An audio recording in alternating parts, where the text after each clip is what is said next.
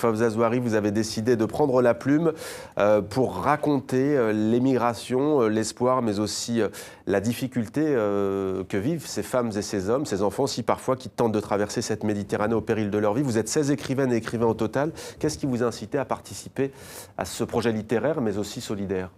D'abord parce que c'est un projet littéraire. Là, j'avais l'occasion de dire autrement. Vous savez, la littérature, c'est vous mettre quelque part et regarder le monde autrement. Et là, vous êtes dans une... La littérature, c'est une sorte de sociologie des nuances. C'est-à-dire, vous n'êtes pas dans l'indignation, vous n'êtes pas dans les chiffres, vous regardez, vous ressentez. Et je pense que c'est une des meilleures façons de refléter le monde. Ça permet, par exemple, de s'identifier à ce que vit le narrateur dans votre nouvelle, ce migrant. Oui, en l'occurrence, la nouvelle que j'ai racontée... Qui a pour titre Brûler, B-R-U-L-E-R. Qui veut dire traverser les frontières clandestinement. C'est réellement... enfin, c'est une histoire réelle. Ouais. Mais je veux dire, c'est ça qui était important. Ça me rappelle, une fois, j'avais demandé à des amis d'écrire un livre qui s'appelle « 12 musulmans parlent de Jésus ». Et là, on s'était dit, mais non, il ne faut pas faire des recherches, dire le Coran a dit, etc. Ce sont des écrivains. Ils ont dit, voilà, le Christ, c'est moi. Le Christ, je l'ai rencontré dans un coin de rue, le Christ, c'est ma mère qui est malade. Et je trouve que les romanciers ont cette façon de rentrer à l'intérieur des choses et de les redire autrement. Ouais. Vous avez dit brûler les frontières, on dit parfois brûler les papiers, c'est le fameux mot haraga. Voilà, c'est les haragas. Ce sont des haragas, mais vous, ils brûlent réellement, ils meurent, ce sont les débuts de votre nouvelle. Je vois le feu se repaître de mon corps et mon cœur devenir de la cendre froide. Vous dites que vous êtes inspiré d'une histoire vraie. Qui est ce jeune qui décide de tout plaquer? D'ailleurs, on le renvoie lorsqu'il meurt dans un pays qui n'est pas le sien. Qui n'est pas le sien. Maroc, alors qu'il n'est pas marocain. Oui, il est tunisien, en fait. Et vous le faites parler, ouais. Oui. Il est mort dans un incendie, l'incendie de Nanterre qui a fait 11 morts, et c'était des clandestins.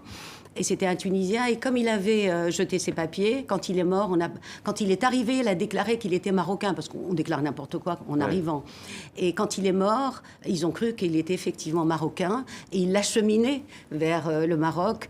Quand on s'est aperçu qu'il était tunisien, il dit, au-delà de la mort, il dit, voilà, j'ai raté mon départ, et j'ai raté mon arrivée. Pourquoi à mer frontière, ou à mer Méditerranée, on aurait pu dire aussi d'ailleurs? Parce qu'elle est devenue frontière. Vous savez, ce que j'ai aimé aussi dans ce livre, dans cet ensemble littéraire, c'est que quand j'ai lu, je me suis dit, nous avons écrit l'anti-Odyssée.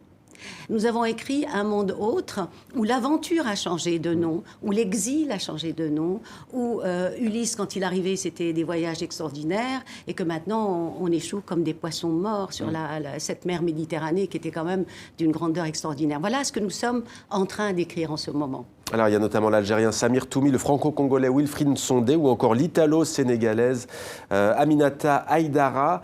Je le disais, donc, le cadavre est rapatrié depuis la France. Vous concluez cette nouvelle en disant « À l'aller comme au retour, je me suis trompé de destination. À l'aller comme au retour ».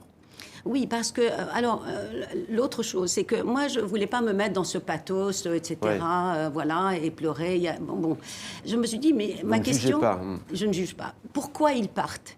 Et un jour, j'étais au Maroc dans un taxi, et un jeune qui conduisait, qui avait l'air d'être bien, a dit, mais je vais partir, je vais brûler.